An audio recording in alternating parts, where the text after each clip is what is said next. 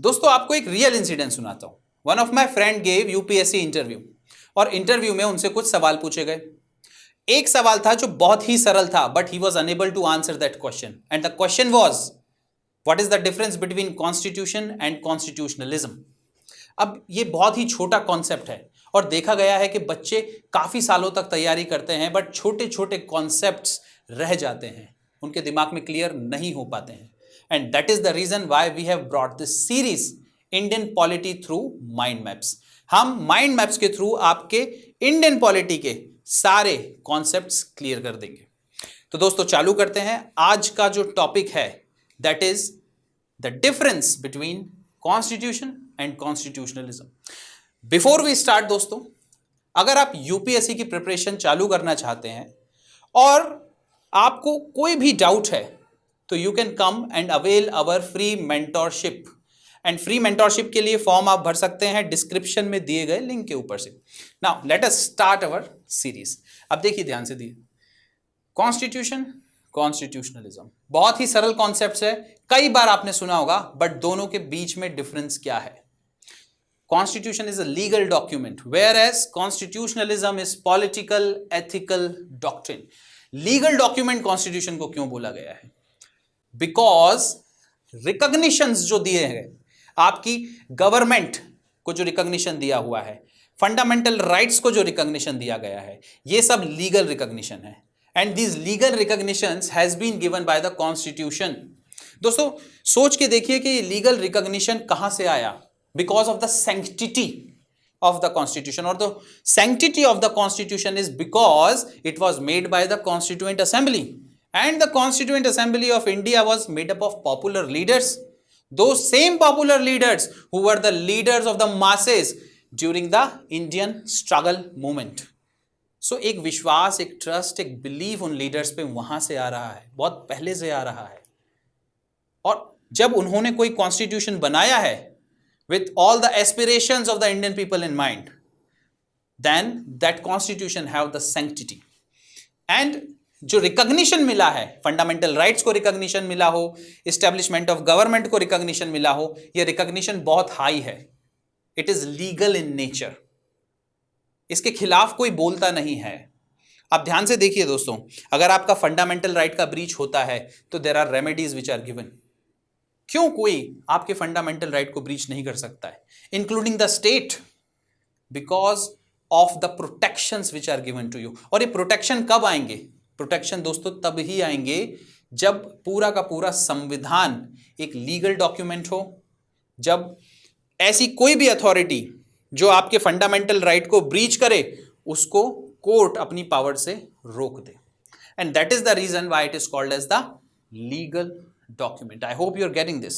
Moving on to the constitutionalism, that is a political ethical doctrine.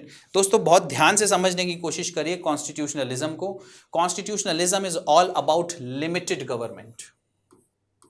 Limited government, ये एक ही statement सही था उस 2017 के क्वेश्चन में जो यूपीएससी ने पूछा था on constitutionalism in prelims examination, that constitutionalism is all about limited government. अब this is a ethical idea, this is a political idea.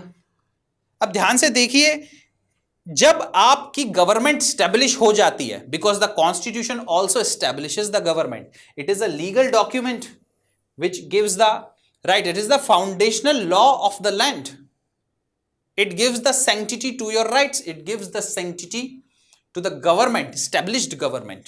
और जब वो गवर्नमेंट स्टैब्लिश हो जाती है दोस्तों, because it's also looks after the establishment of government organs. Government organs में judiciary भी आता है, एग्जीक्यूटिव भी आता है, लेजिस्लेचर भी आता है। When these organs are established, what happens? Do you really think that these organs must have unlimited power, absolute power?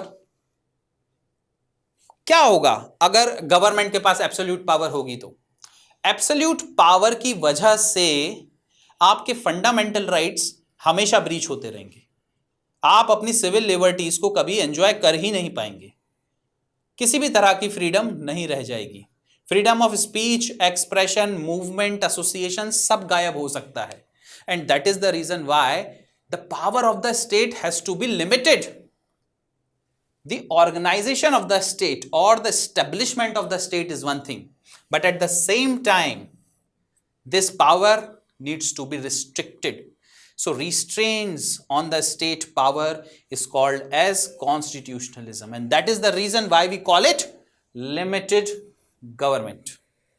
अब कॉन्स्टिट्यूशन स्ट्रक्चर को डिस्क्राइब करता है. स्ट्रक्चर किस तरह का होता है? आप संविधान को ध्यान से देखिए दोस्तों. पार्ट 1 में आपको क्या मिलेगा? It tells about the union. Part 2 में it tells about the citizenship, मतलब कंट्री को डिफाइन करता है. Bharat that is the union of states, देश को डिफाइन किया. पार्ट नंबर 2 में उसमें रहने वाले सिटीजन्स को डिफाइन किया. पार्ट नंबर 3 में उन सिटीजन्स के फंडामेंटल राइट्स क्या हैं उनको डिफाइन किया. पार्ट 4 में गवर्नमेंट के लिए कुछ डायरेक्टिव्स दिए और फंडामेंटल ड्यूटीज डिफाइन की. पार्ट 5 में बताया कि सेंट्रल गवर्नमेंट क्या है. पार्ट 6 में बताया कि स्टेट गवर्नमेंट क्या है. और इसी तरह से in a very organized manner, in a very structured manner, constitution tells about the structure of the government in a very descriptive way. और भारत का संविधान तो बहुत बड़ा है दोस्तों. भारत के संविधान में 400 से ज्यादा, 448 करीब आर्टिकल्स हैं, 25 पार्ट्स हैं, 12 शेड्यूल्स हैं. इतना डिस्क्रिप्टिव कॉन्स्टिट्यूशन है. And that is the reason why the structure and the nitty-gritty of that structure is defined by the Indian Constitution. On the other hand, if you see constitutionalism, it is a normative doctrine. It is a restrictive doctrine. Normative doctrine क्या होता है? What ought to be, कैसा होना चाहिए. It is coming from norms. कैसा होना चाहिए दोस्तों? बहुत इंपॉर्टेंट डॉक्ट्रिन है ये कॉन्स्टिट्यूशनलिज्म का, and it's a normative doctrine. How it should be? It should be limited because the power of the state cannot be overarching. It cannot be absolute, and that is the reason why it should be limited. हमेशा दोस्तों, it has to be limited. What ought to be? It should be restrictive. So I hope it is making it clear in your mind that the constitutionalism concept is a restrictive concept, whereas constitution is very much descriptive. Constitution exists even in autocracies. आप अब देखें तो माओ Zedong के द्वारा, China के जो premiere थे, उनके द्वारा लिखी गई एक किताब थी जिसको वो बोलते थे red book. Mohammed Gaddafi Libya के मोनार्क थे. माओ जेडोंग के नक्शे कदम पर चल के उन्होंने भी एक बुक लिखी जिसको वो बोलते थे green book.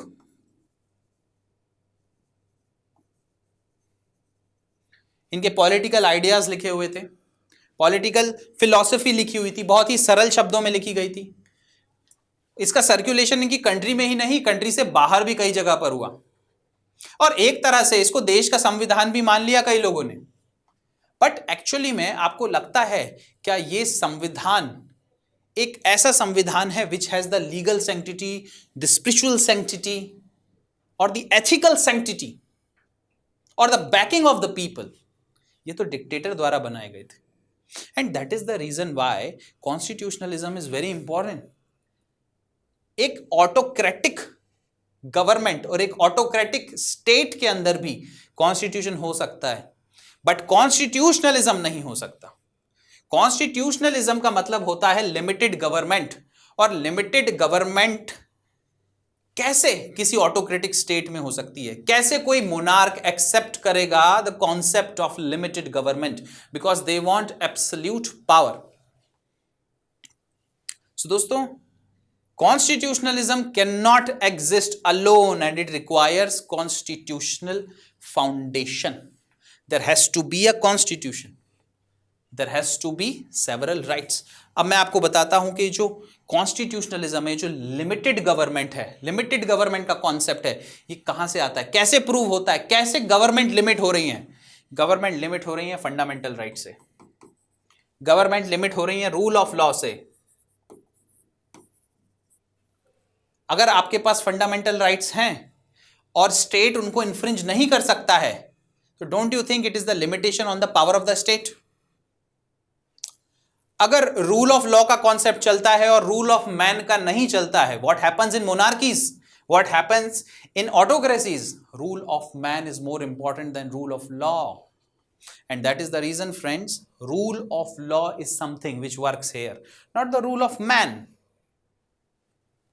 And that is how the power of the government or the power of the state is limited. And that is the reason why constitutionalism cannot exist when it does not have a constitutional foundation. Constitution का होना जरूरी है और वह constitution जो होगा उसके पास legal sanctity होनी चाहिए, लोगों की बैकिंग होनी चाहिए. It should have the concept of fundamental rights, it should have the concept of rule of law, and then only the government's power can be restricted, and then only constitutionalism can be applied. अब दोस्तों, constitution का example है भारत का संविधान. अपन ने देखा 448 articles, 25 parts, 12 schedules, quite descriptive. It has everything which a nation needs. Bharat का संविधान जब बनाया गया था तो पॉपुलर लीडर्स ने बनाया था. वह सारे लीडर्स जिनके पास देश के लोगों की बैकिंग थी, ये वही लीडर्स थे जिन्होंने स्ट्रगल मूवमेंट को लीड किया था दोस्तों. और वो एक एथिकल बैकिंग, जो मोरल बैकिंग आती है, वो हमारी संविधान सभा, वह हमारी कॉन्स्टिट्यूएंट असेंबली के पास थी. That is what is all about the constitution of India. इसीलिए आप देखते हैं कॉन्स्टिट्यूशन में हर एक व्यक्ति के लिए कुछ ना कुछ है.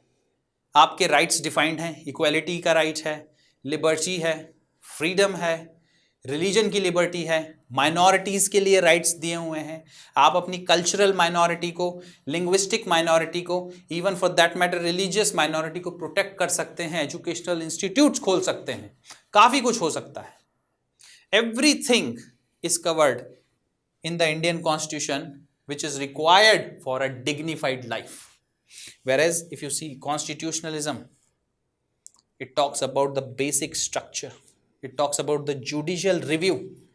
बेसिक स्ट्रक्चर पार्लियामेंट की अमेंडिंग पावर को लिमिट करता है ताकि पार्लियामेंट कुछ एब्सोल्यूट पावर हासिल ना कर ले, कहीं वो आपके फंडामेंटल राइट्स के खिलाफ ना चले जाए. And that is the reason why courts also have judicial review power, that they can review the decisions made by the executive, they can review the decisions made by the parliament. That is what is the concept of constitutionalism. Limited government, limited by fundamental rights, limited by rule of law, limited by judicial review, limited by directive principles of state policy. Both are important, friends. Thank you very much for joining me. Have a nice day. Jai Hind.